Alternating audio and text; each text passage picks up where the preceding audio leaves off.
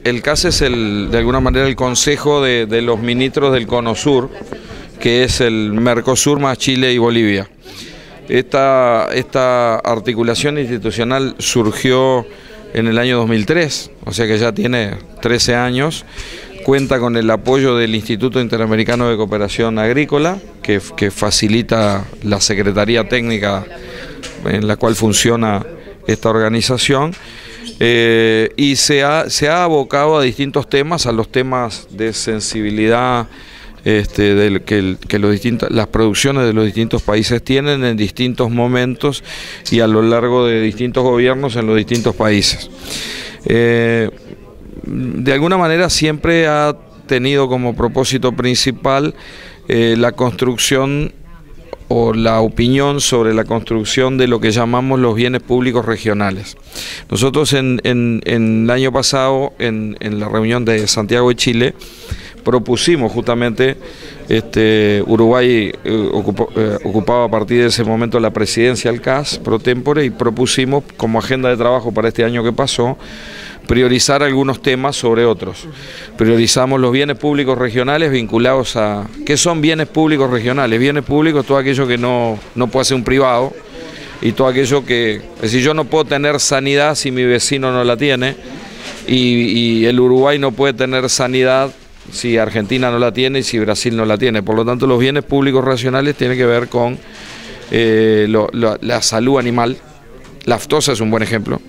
La salud animal, la sanidad vegetal, pero también incorporamos algunos temas vinculados a recursos naturales, suelo y agua, recursos hídricos, en la medida de que, a excepción de Chile, todos los demás formamos parte de la Cuenca del Plata, compartimos recursos hídricos en una lógica de cuenca hidrográfica. A través de los recursos hídricos compartimos distintos aspectos vinculados al ambiente. Somos socios en los desafíos que nos depara el cambio climático, el aumento de la variabilidad en los efectos climáticos vinculados con el cambio climático nos pega a todos en mayor o menor medida, pero además somos una región proveedora de alimentos con economías agroalimentarias muy fuertes. Por lo tanto, este es un ámbito donde compartimos los bienes públicos regionales, pero también debemos compartir la estrategia con la cual nos proyectamos al mundo, incluso en temas vinculados con la negociación internacional.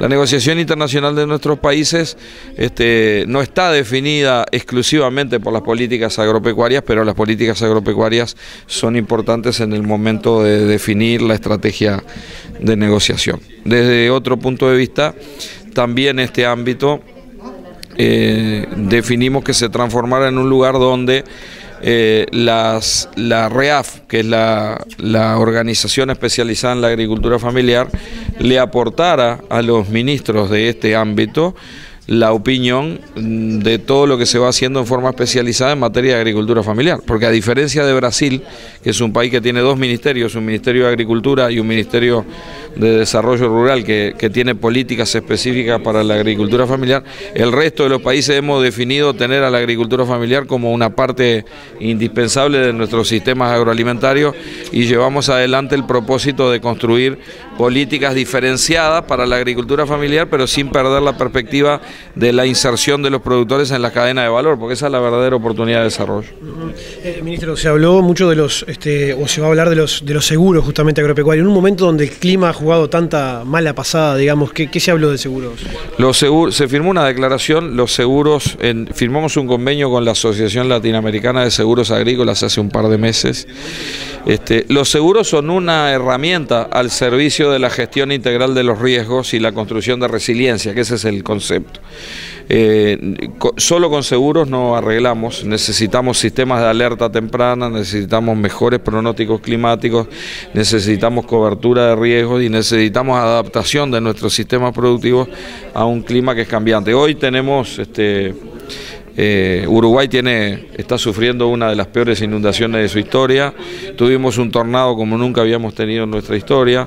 El 80% de la provincia de Santa Fe está bajo agua. Es decir, acá en esta zona donde estamos acaba de salir de una sequía de 6 meses. Por lo tanto, el aumento de la variación de los parámetros climáticos o de la variabilidad de los parámetros climáticos le pega muy fuerte a la agricultura, y todo lo que sea gestionar esos riesgos es algo que nos ocupa y que nos ocupó en el día de ayer un buen rato. Hay mucha gente trabajando en este tema y de lo que se trata es de articular esfuerzos. La negociación frente a la ronda de Marrakech, continuación de los acuerdos de París, tiene que ver con de qué manera se van a asignar los fondos que el mundo desarrollado va a proponer a partir del 2020 en el fondo para el clima, que se anuncian 100.000 millones de dólares. ¿De qué manera se van a distribuir?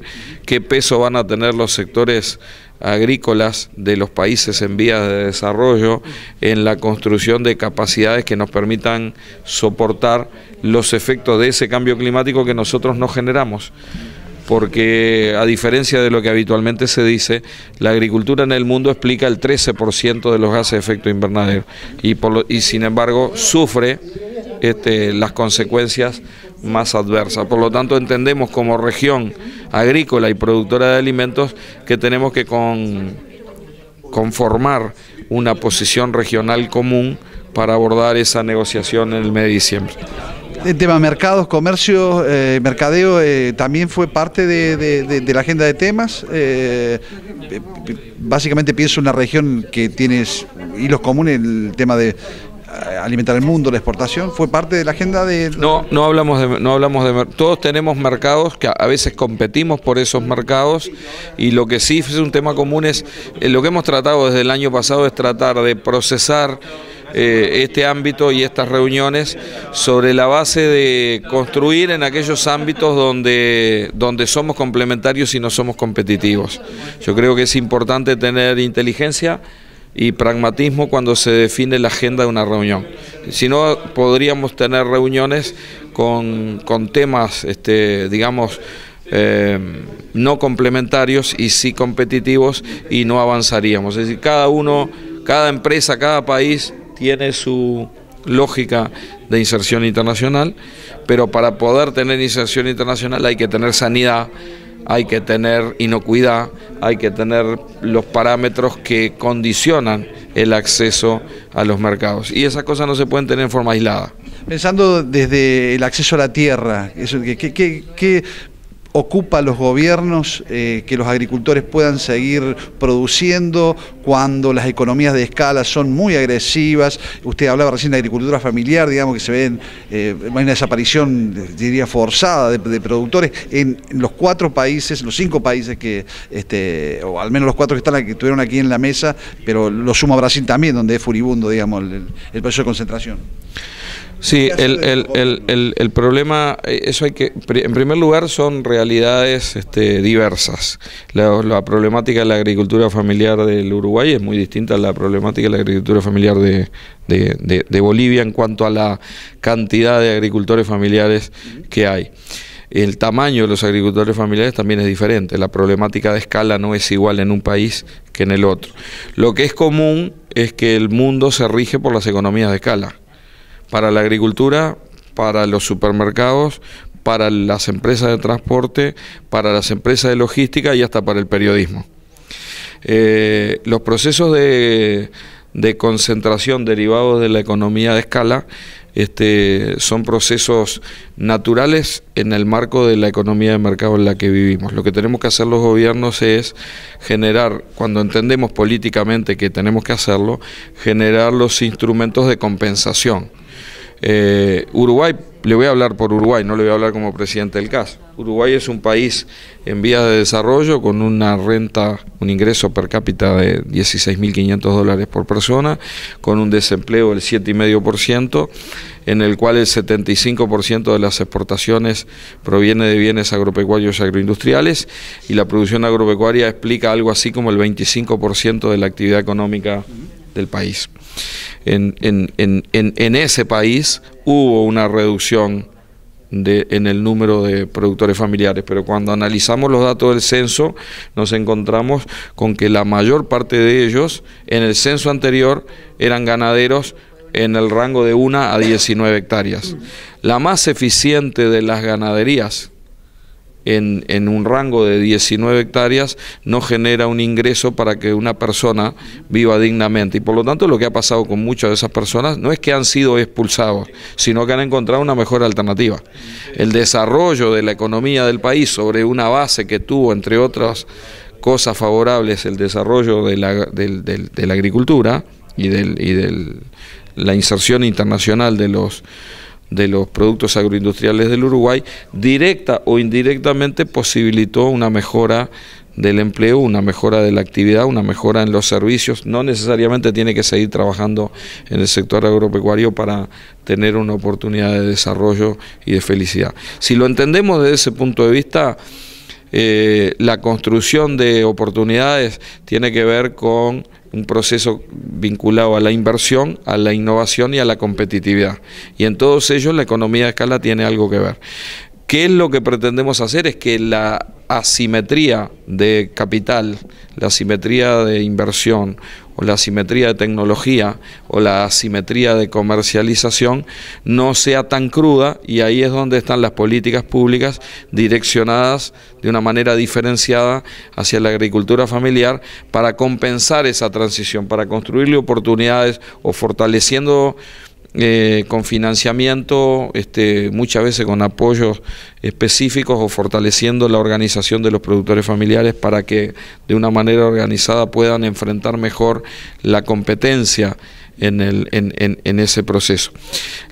Para las condiciones de Uruguay, la oportunidad de desarrollo como país no radica en tapar al Uruguay de productores familiares, entre otras cosas porque la historia del proceso del Uruguay es una historia de un país con baja población para la cantidad de territorio que tiene. No voy a opinar de lo que ocurre en otros países, pero todos en mayor o menor medida tienen una política vinculada a tratar de facilitar dentro de lo posible el acceso a la tierra, promover la organización de los productores con líneas a veces específicas de financiamiento, de sistema de compras públicas de los bienes provenientes de la agricultura familiar o de organización de los productores, incluso la generación de tecnología adaptada a la agricultura familiar, como tiene por ejemplo el Instituto Nacional de Investigación Agropecuaria en el Uruguay.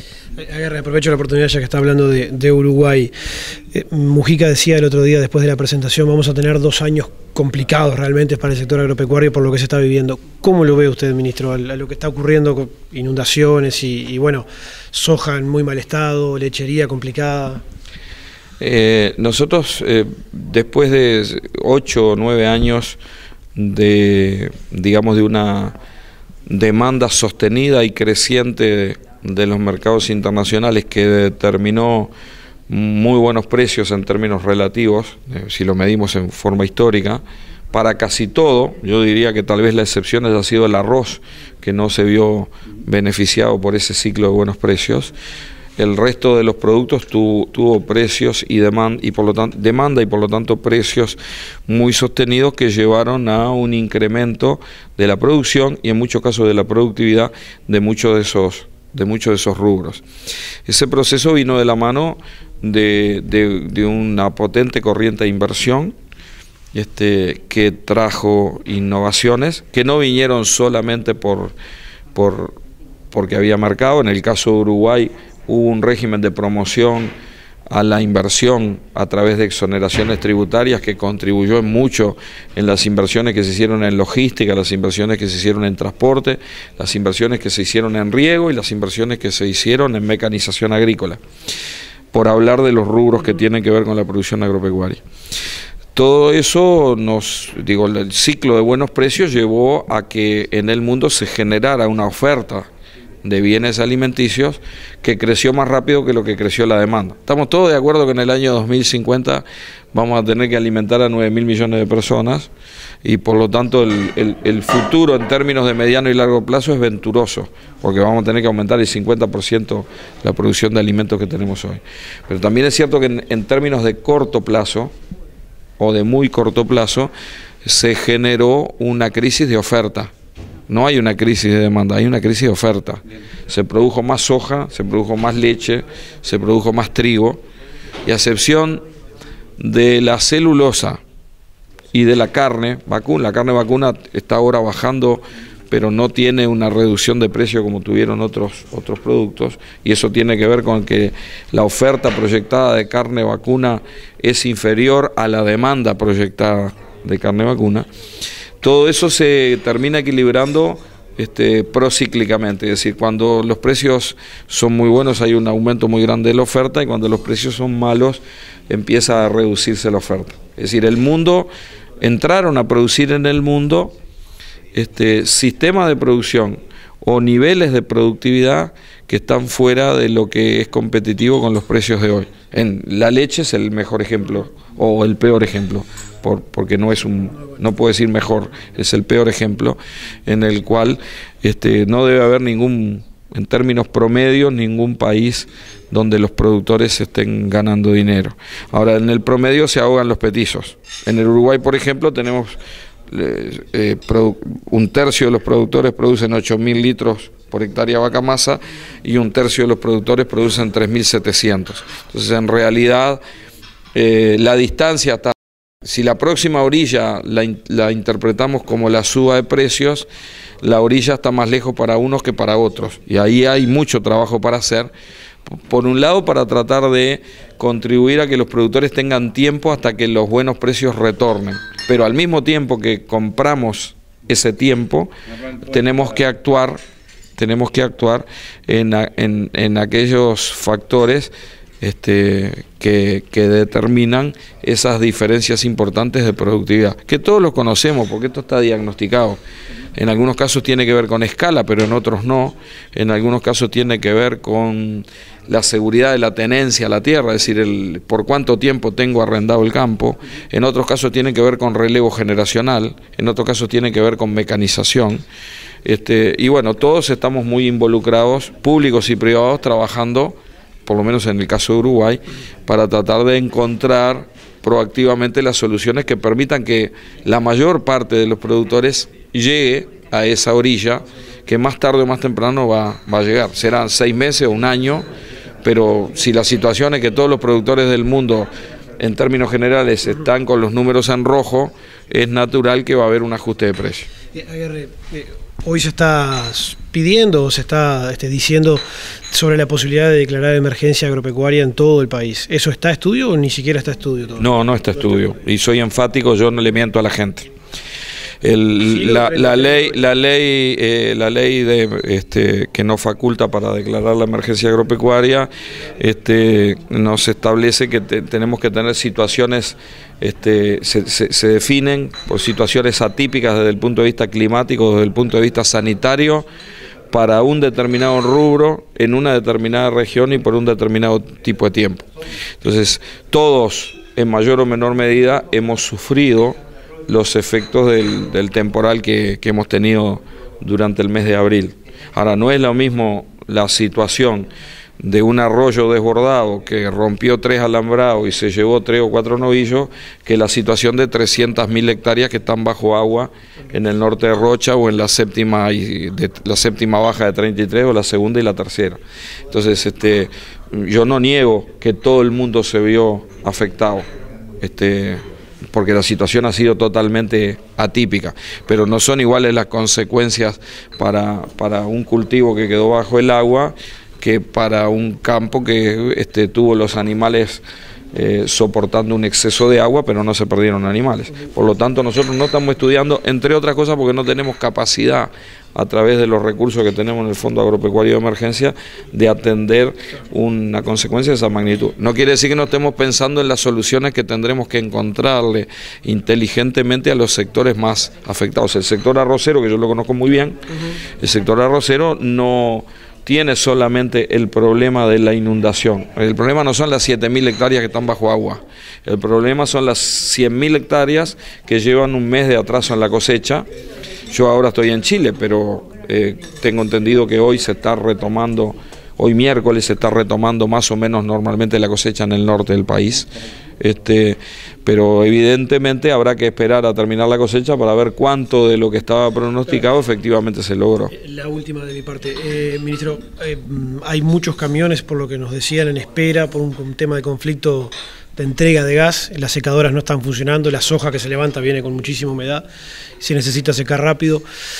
¿Cómo ve esta situación, ministro? Bueno, naturalmente con preocupación, pero no solo con preocupación, sino con ocupación. Este tema, el sábado, al día siguiente del tornado en Dolores, yo tuve una reunión y obviamente más allá de la emergencia, que en el primer momento es de vivienda, de salud, de seguridad,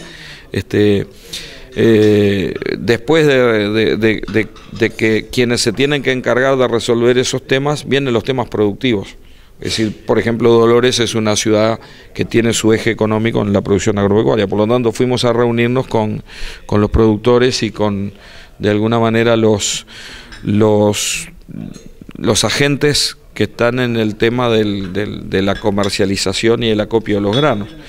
Nos reunimos con la gente de Cadol, nos reunimos con Erro, nos reunimos con Agronegocio del Plata, nos reunimos con Agroterra, nos reunimos con distintas empresas de esa zona evaluando. Y uno de los temas planteados era el anuncio de un posible conflicto. Una empresa tenía ese conflicto y se resolvió sin que hubiera ningún inconveniente, y ya durante el fin de semana se anunciaba este conflicto. Yo he estado permanentemente en contacto con el ministro de Trabajo y con el subsecretario de Agricultura, Benech, y en el día de ayer está tomada la decisión política de que si no hay gas se va a declarar esencial. La información que tengo de la mañana de hoy es que se llegó a un acuerdo en el cual se empieza a normalizar el suministro de gas para no tener esos problemas. Acá era un tema del cual no voy a opinar, entre la empresa y los trabajadores. Lo cierto es que no le podemos agregar más dificultades a la situación productiva y por lo tanto a la situación económica y de empleo. Acá hay que tener claro que si el 75% de las exportaciones del Uruguay provienen del sector agropecuario y agroindustrial, tenemos que aceptar, y yo diría entender, que las cadenas agroalimentarias en el Uruguay son una oportunidad para el desarrollo, porque generan una oportunidad de empleo, de inversión y de innovación muy importante. Después, si la soja me gusta o no me gusta, esa es otra historia, pero lo que nadie puede discutir es que 1.200.000 hectáreas de soja, o 2.800.000 toneladas, o 2.400.000 si la zafra es mala de grano, porque si se pierde, porque evidentemente va a haber una pérdida, ¿no? Digo, acá tiene que quedar claro que después de 25 días de atraso va a haber pérdida de producción y va a haber pérdida de calidad. Tal vez más en el arroz que en la soja, pero la soja va a perder. Eso es ingreso que no reciben. El problema no es solamente del dueño de la soja, es también del camionero, es también del que repara la cubierta, es del que vende alambre en la ferretería, es del que trabaja de albañil. Es decir, acá hay una cadena productiva que se resiente cuando ocurre un evento de estas características. No podemos agregarle problemas por un conflicto que no discuto que sea justo o injusto, pero que por 10, 15 o 20 trabajadores puede estar afectando la oportunidad de empleo de miles y miles de personas.